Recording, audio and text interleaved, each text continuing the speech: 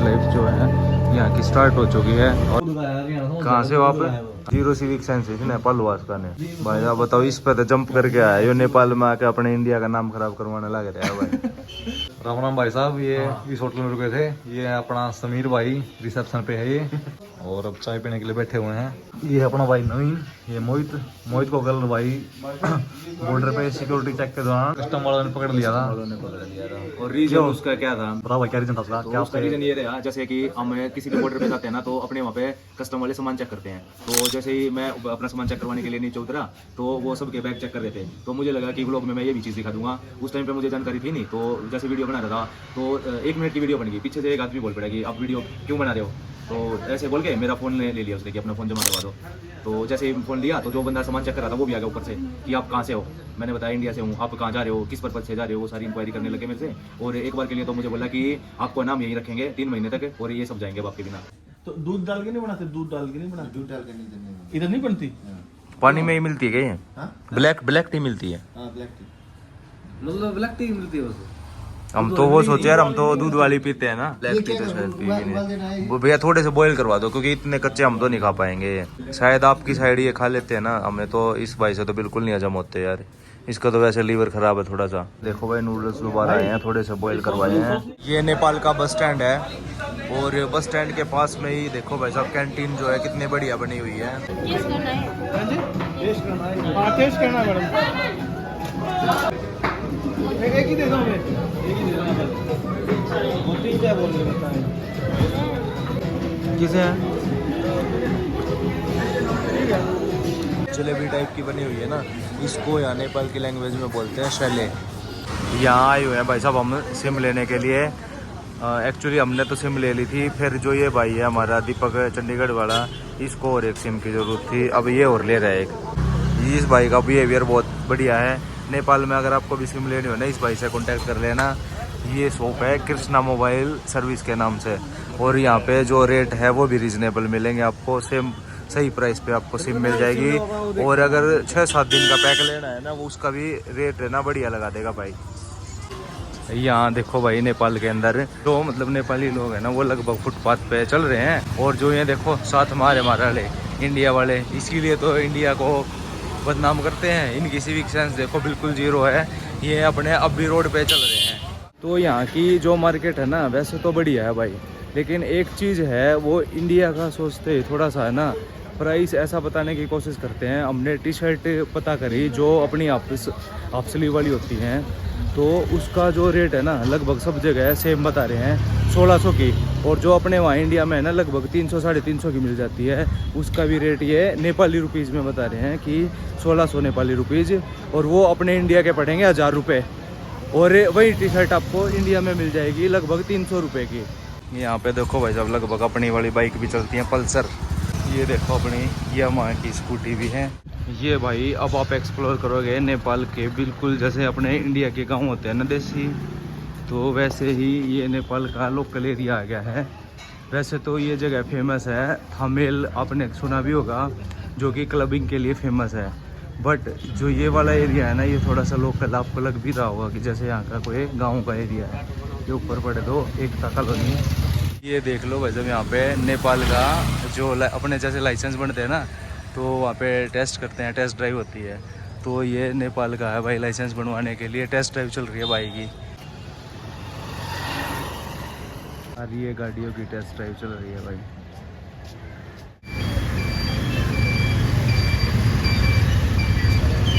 ये भाई साहब सबके रेट लिख रखे हैं कि कौन सी करेंसी की कितनी वैल्यू है नेपाल में, आप सब पढ़ सको। ये बीच में एक बार पॉज करके सबके स्क्रीनशॉट ले सकते हो।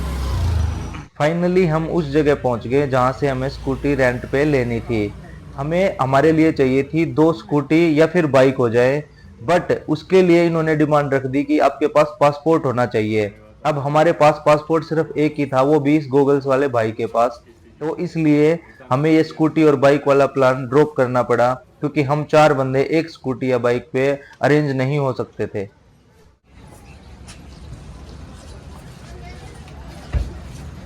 नमामीशमिशाननिर्वाणरूपम् विभुं व्यापकं ब्रह्मवेदस्वरूपम् निजं निर्गुणं निर्विकल्पं निरीहं चिदाकाशमाकाशवासं भजे। ये है पशुपतिनाथ मंदिर का वो एरिया जहाँ पर आप अपने जूते और चप्पल उतार के महादेव के दर्शन करने के लिए जाते हैं।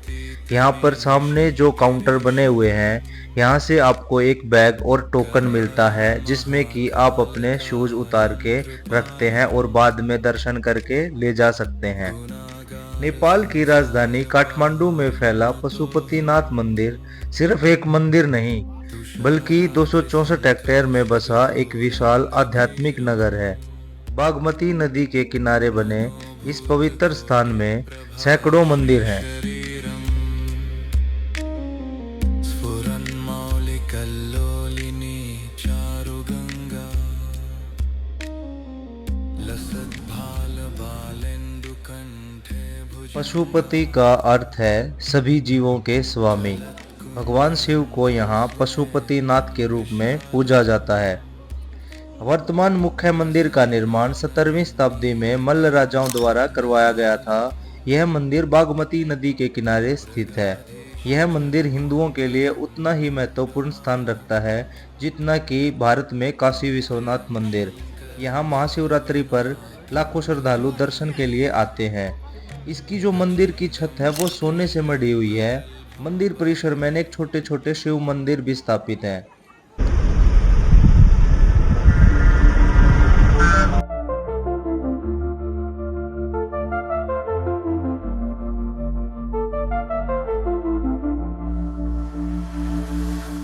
Concrete shadows whisper in my ear. Empty streets hum a lowly fear.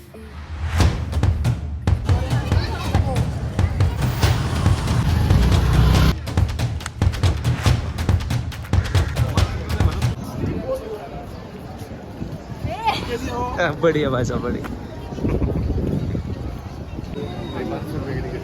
अच्छा, ये अंदर जाने एक पर पर्सन है। पर पर्सन ले लेते क्या करो, कर लो, ले लेते हैं। चलो। बार बार में तो आया नहीं जाता।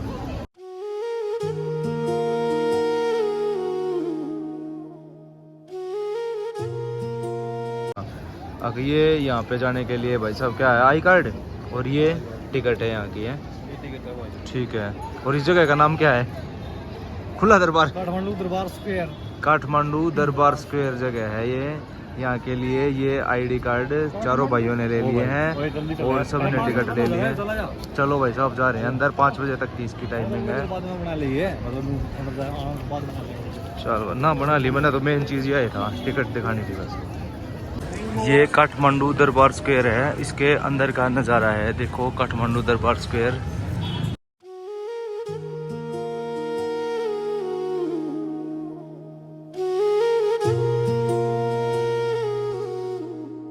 नेपाल की राजधानी काठमांडू के बीचों बीच एक ऐसी जगह मौजूद है जहां हर पत्थर एक कहानी सुनाता है, जहां राजाओं का शासन चला, देवियों का वास माना गया और जहां आज भी सदियों पुरानी परंपराएं जिंदा हैं। यह है काठमांडू दरबार स्क्वायर, नेपाल की शाही विरासत का दिल। आखिर दरबार स्क्वायर का मतलब क्या है? इसका मतलब है राजाओं का चौक। यह वही जगह है जहां नेपाल के मल्ल और शाह राजाओं का शाही महल हुआ करता था। यह स्क्वायर पुराने काठमांडू शहर के केंद्र में स्थित है। ये जगह यूनेस्को वर्ल्ड हेरिटेज साइट में भी शामिल है। इसका दूसरा नाम हनुमान धोखा स्क्वायर भी है। इसके पीछे कहानी ये है कि इसका जो मेन गेट है उस पे श्री हनुमान भगवान जी की एक मूर्ति है, जिसके कारण इस जगह को हनुमान धोखा स्क्वायर भी कहते हैं। और जितने भी यहाँ के राजा बनते हैं उनका राज्याभिषेक यहीं से होता था और जो नेपाल का शासन है वो लगभग यहीं से कंट्रोल होता था। ये जो जगह मेरे सामने आप देख रहे हैं, ये 2015 में यहाँ पर एक भूकंप आया था जिसके दौरान काफी सारे मंदिरों का नुकसान हुआ, बट बाद में चाइना के सहयोग से इनका पुनर्निर्माण का कार्य शुरू हो गया था।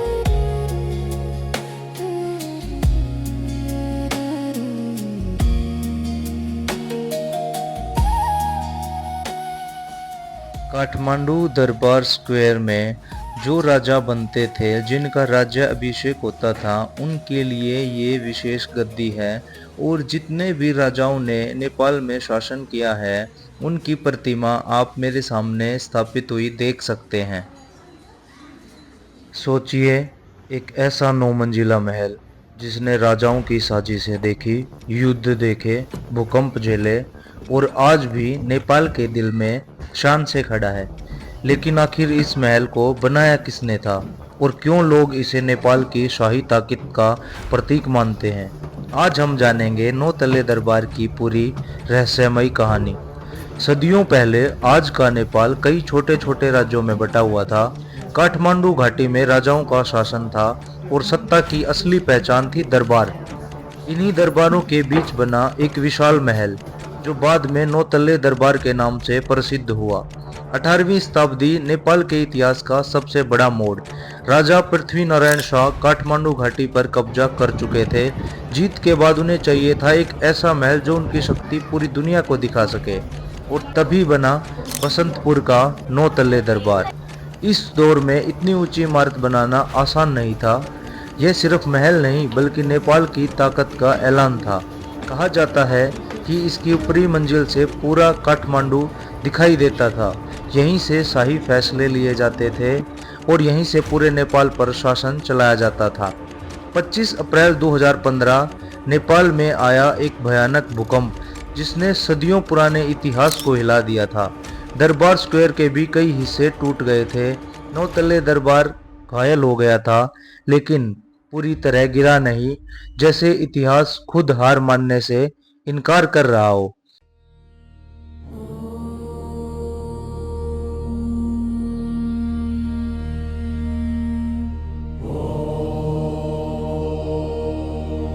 ॐ क्रीं कालिकाय नमः।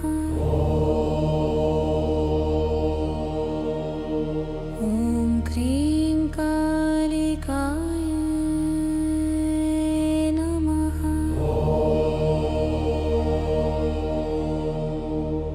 ॐ काली काली महाकाली।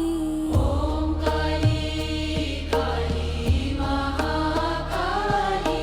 काली महाकाली कालिके परमेश्वरी सर्वानन्दकरी देवी नारायणी नमोस्तुते। ॐ काली काली महाकाली। ॐ काली काली महाकाली।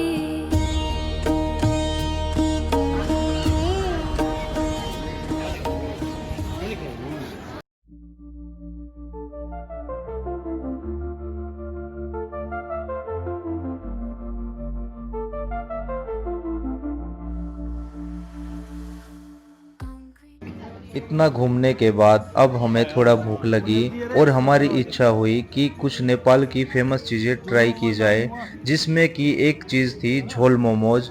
अब झोल मोमोज जब मैंने खाई तो मुझे लगा कि ये हमारे साथ ही झोल हो गया, क्योंकि पर्सनली मुझे ये उतनी टेस्टी नहीं लगी।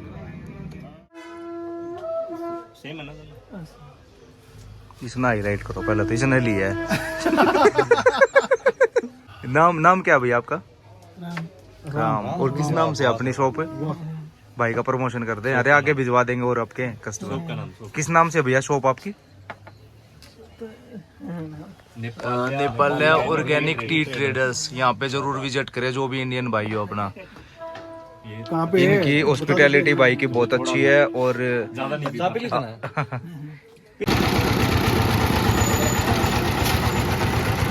काठमांडू में एक जगह ऐसी भी है जहां रात होते ही पूरा इलाका रंगों, संगीत और लाइट से भर जाता है।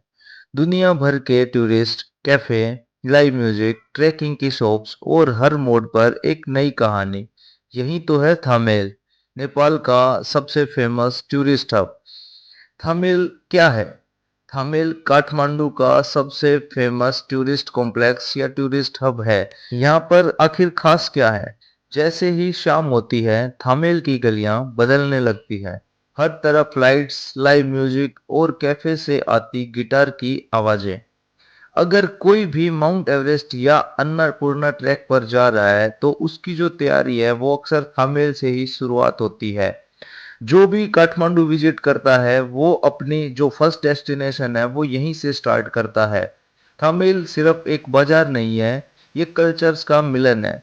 यहाँ आपको नेपाली परंपरा, पश्चिमी म्यूजिक, तिब्बतन कल्चर और मॉडर्न टूरिज्म सब एक साथ दिखाई देते हैं। दिन में ये जगह एक रंगीन बाजार लगती है, लेकिन रात में थामेल किसी फिल्मी दुनिया जैसा महसूस होता है। शायद यही वजह है जो एक बार यहाँ आता है वो इस जगह को कभी भूल नहीं पाता है। दोस्तों अब बात कर लेते हैं बजट की। आखिर एक दिन में काठमांडू में हमारे टोटल कितने पैसे लगे?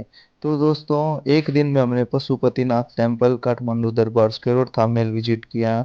यहाँ पर हमने टैक्सी भी ली और खाना भी खाया और होटल में भी स्टे किया। तो इन सब के टोटल पैसे अगर मैं बताऊं आपको तो हमारे नेपाली रुपीज में लगे 6500 रुपये। और अगर इसको 1.6 से डिवाइड कर दें तो ये हमारे लगते हैं टोटल 4000 रुपये के आसपास। तो ये लगे हैं हम 4 जनों के, और इसको 4 से डिवाइड कर दो तो ये लगे ओनली 1000 रुपीज पर हेड। इस वीडियो को यहीं पे एंड करते हैं और काठमांडू डे सेकंड का वीडियो जल्द ही चैनल पे आएगा, जिसके लिए चैनल पे बने रहने के लिए गिलवान द वंडर चैनल को सब्सक्राइब कीजिएगा।